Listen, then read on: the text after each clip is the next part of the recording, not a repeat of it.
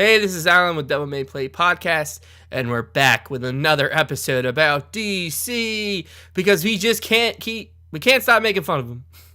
Hey guys, Trip here, and apparently we are sadomasochists because we are going to cause ourselves pain and hopefully by proxy also cause DC pain.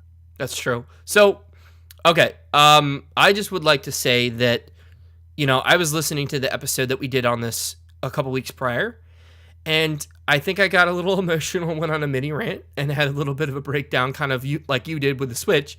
So I was crying. Yeah, I wanted to kind of clarify things a little bit better, and maybe make a few more points a little bit more succinctly and a little bit less angrily. So, first things first. One of the points that we made in that episode, which I'm going to link or annotate or not annotate, card, whatever the term is now, here is that DC does not seem to have like a good vision for their films. And what I mean by this is, you look at a movie like Suicide Squad, where there was massive rewrites and there was massive edits, correct?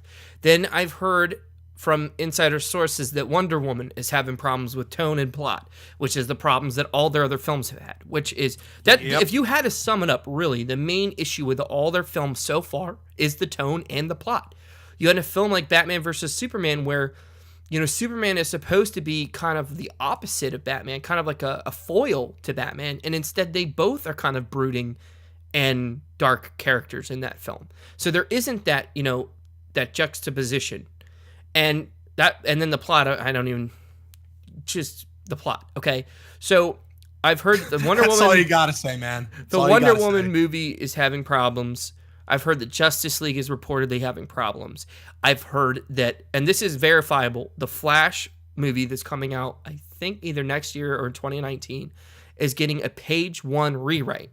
And for those of you that don't know what that means they are scrapping the entire script that they had previously, which is a really bad sign for a film. God. Yes, for a film that's been cast, and I'm sure they're going to be entering pre-production sometime soon.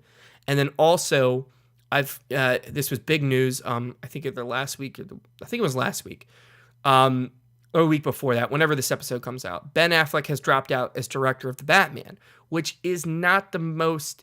Now, that in and of itself doesn't spell disaster, but what it does mean is that he felt like he couldn't do it. And I've also heard that there are massive rewrites that are happening with that script.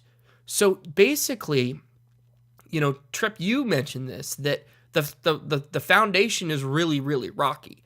They've made a couple mediocre films, and again, your people's enjoyments of these films, some people really seem to enjoy them. But by and large, I think the majority, and listen to what I'm saying, the majority of critics and the majority of audiences either don't like it or don't find it particularly compelling, at least not enough to keep watching film after film after film. You can't shoot for middle of the road, and I know people are going to say Marvel is middle of the road, but they're really not. They really aren't. And they are getting progressively better. They had a rocky period with Phase 2, but I feel like their films are starting to take a little bit more chances as they go on. I mean, I feel like we're holding it to a totally different standard. Like what we would consider rocky for Marvel is based on the fact that they are held up to, and justifiably so, to a way higher standard than these DC movies. The worst Marvel movie is still better than any of the DC movies so far. Well, at least in terms of, I'm not going to say that in terms, I mean, people enjoy, what we're talking about is two different things. We can talk about enjoyment, which that varies from person to person, or we can talk about these films as a whole. And I mean, I'm talking about a mixture of the film as a whole and my personal, well, of course, ideas of right. it. But I'm saying you can't tell me that a film like Suicide Squad is a well-structured film. You just can't. That's not an opinion. Yeah. It isn't. And I can tell you why. Because they literally had two companies do two different edits. They had the director and his team do an edit, and then they had the company that made the film trailer do an edit, and then they just smushed them together, which is why you had like the Joker missing from most of the film. So my point is, what the hell was up with that? They can't even get the most basic building block of storytelling, which is the plot, down. They can't. They really have problems with that. And then the next important thing, well, equally important, I guess, is the tone. And they can't really get that down either. Especially with Batman versus Superman, where it just felt like it was, starting out as kind of I don't know if thriller is the right term, but much more like a dramatic tone. And then like the last third of the movie was just like superhero, like all kinds of crazy shit's happening, doomsday's here and people are throwing each other across, cities. And it did not feel like it was the same movie. So those two things alone, and it keeps happening, right? I mean, Man of Steel kind of had a unified tone. It's just that the tone didn't work well. At least I didn't respond well to that tone. Batman versus Superman had a very cluttered tone. And same thing with Suicide Squad, where they're telling you that these are the worst of the worst and that, they're unpredictable. And then it's like kind of like a buddy action film. Like one reviewer pointed out that none of them really did anything bad during the whole movie. And then you kind of introduce this character that's way overpowered for their team to take care of. And it kind of shifts from like a character piece to, another end of the world story, where I felt like it would have worked so much better if they had a villain where the stakes were a lot smaller, like say the Joker, and they were tasked with taking out this bad guy that, Superman and Batman maybe not so, but Superman certainly would not care to take care of because he has bigger problems. You see what I'm saying? Like, you can't pit them against this supernatural threat that is like way OP essentially. So that's the tonal problem. It goes back to the problem we talked about in the last time we talked about this, was that they're jumping the gun so much to catch up to Marvel. I mean, we can't sit, but see, we can't, and this is going to be interesting because I'm going to bring in an English term since I'm an English major. You're talking about authorial intent. Like, what's their intent with their well, either way, the end result, I mean, even if I can't ascertain their motives, the end result is they're jumping the gun for whatever reason. And sure, you can say that. Kind of character development, rushing through any kind of structure or chance to get attached to the world or find out who these people are, or any semblance or notion of pacing, and skipping through the massive important milestones of story beats that these characters developed over the course of decades. No, that is an absolutely valid point. And you're right. I mean, look at like Infinity War is something that was a big comic event for Marvel, right? Or even Civil War. Civil War was a big event. They didn't start out with Civil War. That wasn't their second film. I mean, hell, they built up to the Avengers, which was the first introduction of Thanos. And was it the first one? I don't remember. But anyways, it was where he really came into the forefront. And the idea being that they're setting up a villain that they're going to pay off much, much, much later. So what it is essentially is it's long-form storytelling. Like, they have a vision for every film and how every film ties in with the other films. And that's what I've commended them on, is the fact that it's, there is a continuity that makes sense. And even if, the main complaint that I hear, aside from villains being kind of weak and the plots being predictable, is that these movies don't feel like quote unquote standalone films. Okay. And I think that they can only feel so standalone because that's the trade-off that you have. And that's up to the directors and the screenwriters to make sure that it doesn't feel like just another episode, that it feels like a self-contained story. And that's something that I personally feel like Civil War did really well, where there was a main conflict and there was a beginning state. And at the end of Civil War, and I know people are like, well, Captain America saying we're there when you need us, it just invalidates everything that happens in the film. No, that's not at all true. Not at all. Their team, the Avengers, is broken. Like, they have massive rifts and they can't go back. It changes the universe. It changes that character dynamic for all films going forward. So that movie was something that fit well into the framework of the other films, but also stood on its own, in my opinion. Yeah, and not only was the build up to that so rewarding, like you said, but also going to what you said about the way it was resolved, like the fact that things didn't just go back to normal at the end, was so impactful, and that effect was placed on me because of the amount of years I was used to things being a certain way. Like, you can't have me care that much about Superman dying.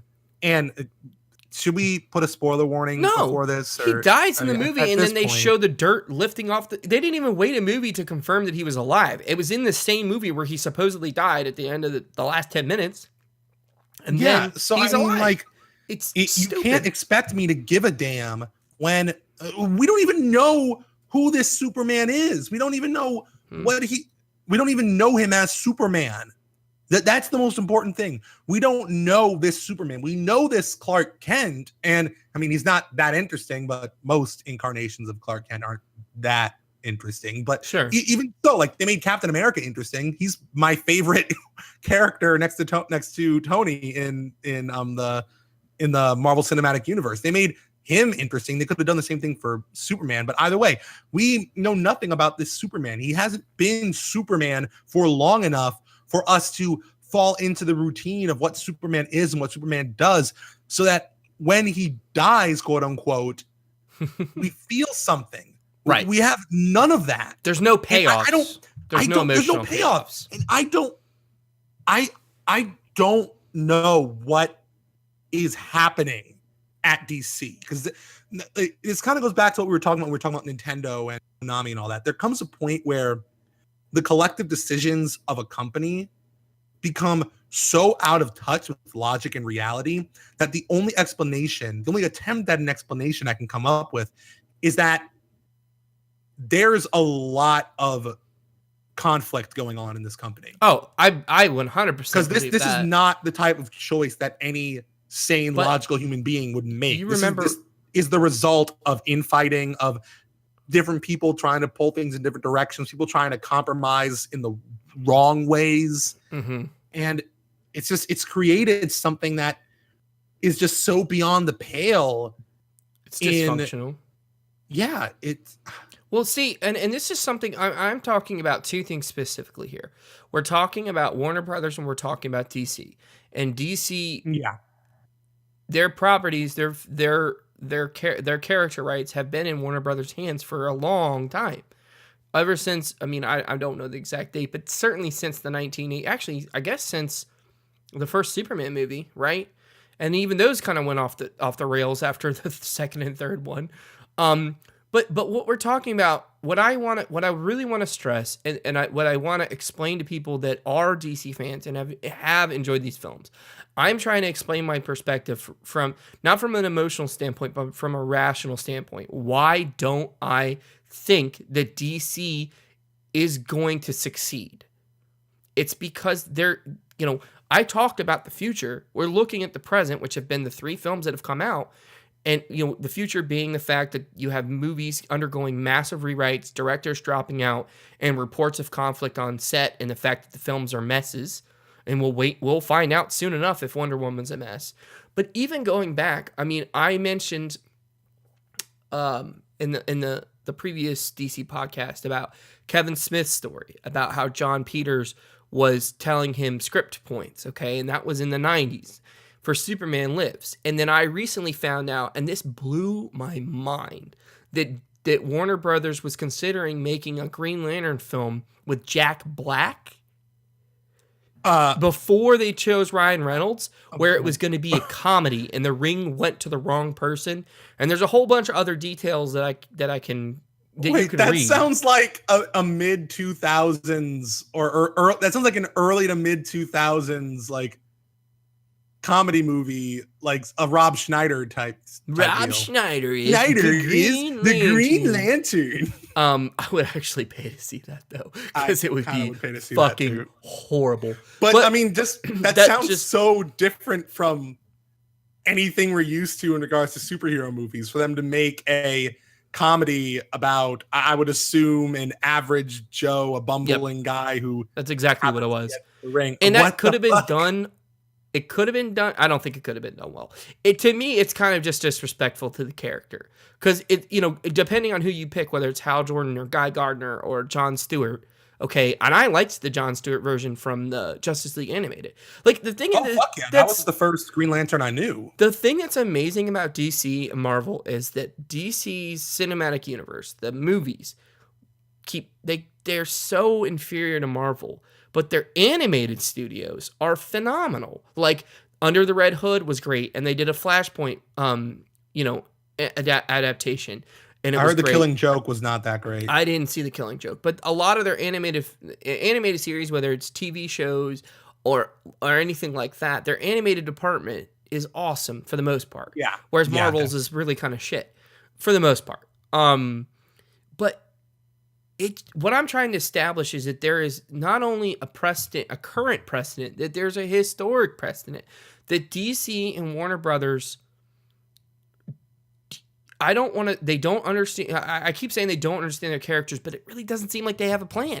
They don't seem to have a plan. And I'm going to tell a personal story now, because we're going to be wrapping this up. This is actually one of the shorter episodes we're going to be doing. We're trying something new where we do longer episodes, 30 minutes to an hour, and then shorter episodes to kind of give you listeners chance to catch up, because we're all busy and we all have things to do and video games to play and movies to see. So we understand, once a week, 45 minutes, it might be much. Plus, it's just a little bit, it forces us to make our points quicker, I think, because we both can tend to go for long periods of time with our opinions. So this is a personal story. I was with my dad, and this was in 2011. We were at Comic-Con, and we went to a Jim Lee panel where he was doing a panel he was doing a drawing panel, essentially. And he was talking about his life and how he became is he the editor? I don't know what his official position is at DC, but he's definitely one of the higher ups now, like one of the head creative directors. Okay. And my dad keeps pointing this out, and I think there's a lot to be said for this. But he was drawing, and someone was asking him, I think it was about, it might have been Man of Steel, because this is before Man of Steel came out. Or it was either Man of Steel or it was Green Lantern, and I don't know which one it was. But somebody in the crowd asked him, "Are you excited for this film?" And he stopped drawing, and he kind of looked up, and he looked like really just kind of sad. And he's like, "Well, that's why you all are here, aren't you?" And then just kept drawing. And it kind of, to me, oh shit, it to me showed that this guy, and somebody's gonna point it out in the comments, I'm sure, what his position is, but he's definitely one of the head, higher ups. It showed that they aren't really excited for the films, that they don't see the films as, at least he didn't see the films as something that complemented the comics. He saw it, I guess, as like a bastardization, maybe. I'm not sure. I mean, if the movies were coming it might out have been way, Dark Knight Rises. Maybe it's not so much that they don't care, but maybe it goes back to there possibly being some internal strife and conflict in the company. And they all, because a lot of times when you make a game or a movie, not all the time, but a lot of times especially if you're trying to make something good, if you're not just pushing out shovelware, when it's starting to fall apart, and sometimes when it's not going to go well. Yeah, and that might have been it too. Yeah. But it's just one of those little anecdotal stories that's kind of stuck with me, and I mean, I'm sure he is not in charge of the film department by any means, but I think that you're right. It could just symbolize, or it could have just been a representation or a clue that things weren't going well. And I mean, it's kind of evident now, since that was back in 2011. And probably, when did Dark Knight Rises come out? Was that 2010? I don't know. Whatever film was coming out within a year. So that's really all I had to say. I just wanted to explain my points a little further and a little better, and I think you felt the same way too. Is there anything else you wanted to add? No, I think you really summed it up well. DC doesn't know what they're doing, and honestly, I say this a lot, but I find stuff like this fascinating, where we come up against a creative / corporate entity doing something so beyond the pale, and you have people like us trying to justify it or rationalize it in some way, but you really, sometimes you just gotta call a snake a snake. You know what I mean? You just gotta call a duck, or whatever the turn of phrase you want to use is. This doesn't make sense, and it makes you wonder what's really happening. Yeah. And Yeah. that's really all I have to say. Stuff like this fascinates me. It's not that we want these movies to fail, or God, we no. want these movies, this DC film universe to fail. It's just we don't have a lot of confidence at this point. And I feel like if they don't make some drastic changes and find their Kevin Feige, essentially, find their person that says, okay, we have got to rethink the way that we do things, they're doomed to mediocre films. And I don't know. I mean, there's no guarantee that mediocre films means lower box office numbers, because you can look to the Transformers franchise for that. Heyo. But anyways, it's just not going to be enjoyable for those of us that value like story and characters, and it's going to disappoint a lot of us, essentially. So there you have it. Any other final points? No, I think we summed this up pretty well. And again, as always, feel free to share your opinions, even if you 100% disagree with this. Just make sure you say why. Don't say we're a bunch of shitheads, that don't understand DC. You can totally call us a bunch of dipshits that don't understand DC. But yes, please explain. Yeah, explain how. So we can, have a conversation about it. Yeah. All right. See you next time.